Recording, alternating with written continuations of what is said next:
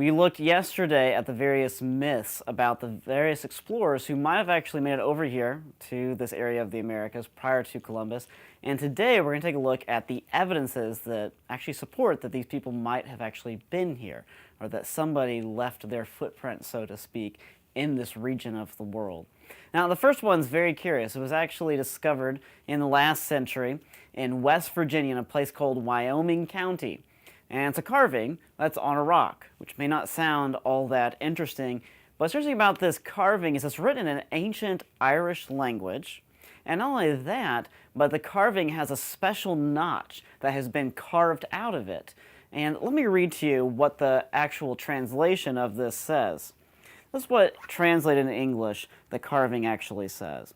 At the time of sunrise, a ray grazes the notch on the left side on Christmas Day, a feast day of the Church, the first season of the Christian year, the season of the blessed advent of the Savior, Lord Christ. Salvatores Domini Christi. Behold, he is born of Mary, a woman.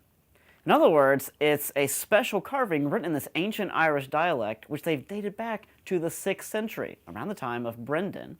And it's written in a dialect that no one really speaks anymore, and the light comes through, and that knot was created in such a way that it creates this starburst, and only on Christmas Day. So whoever carved this not only knew that language and carved it a long time ago, but whoever carved this also had an incredible knowledge of astronomy, which is something you need to navigate here in the first place.